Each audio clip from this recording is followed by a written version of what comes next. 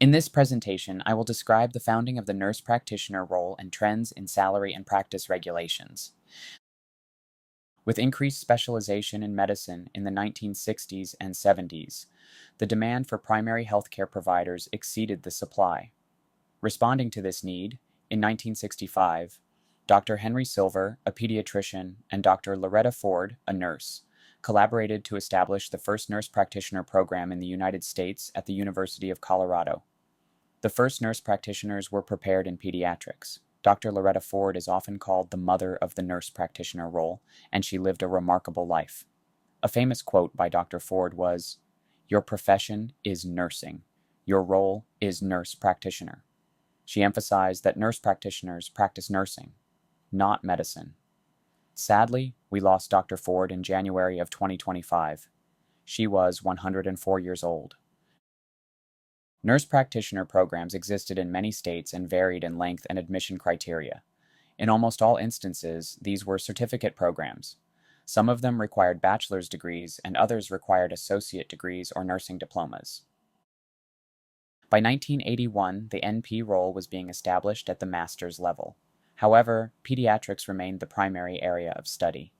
There were 131 programs and 2/3 were certificate programs. Only about 1/3 were being prepared at the master's level.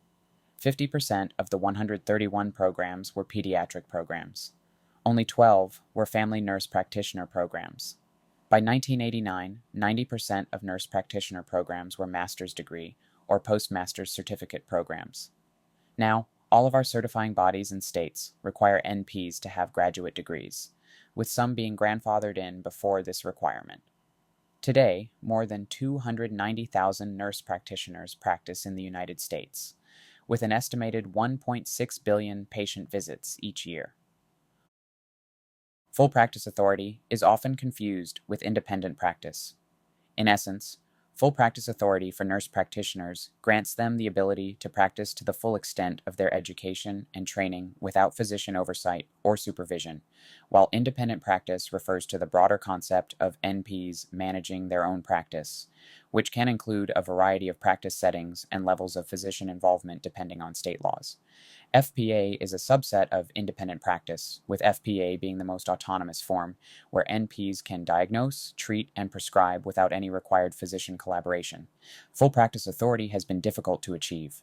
The state boards of nursing are the regulatory body for NPs, but continue to struggle with boards of medicine over practice issues. As of 2025, 27 states and Washington, D.C. grant nurse practitioners full practice authority.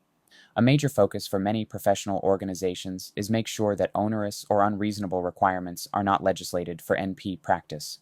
Additionally, hospital privileges and access to other services may be limited and vary from state to state. Reimbursement, prescriptive authority, and the ability to receive and dispense sample medications remain at issue in many states. In the context of Medicare, nurse practitioners are reimbursed at 85% of the physician rate for the same services. This is a direct result of the Medicare Physician Fee Schedule, which dictates reimbursement rates for various healthcare providers. While NPs can directly bill Medicare and most other insurance for their services, the lower reimbursement rate compared to physicians is a key distinction. In some cases, nurse practitioner services can be billed under the supervising physician, known as incident to billing, and may be reimbursed at 100% of the physician rate, but this has specific requirements and limitations, like the physicians being physically present at the site where the service was provided. There's a growing movement advocating for payment parity, meaning NPs should be reimbursed at the same rate as physicians for equivalent services, as we provide the same care with equal or better patient outcomes. In contrast to the establishment of professional organizations for nurse midwives and nurse anesthetists, NPs lagged behind in establishing their national identity. There were two organizations, the American Academy of Nurse Practitioners, established in 1985, which had 31,700 members.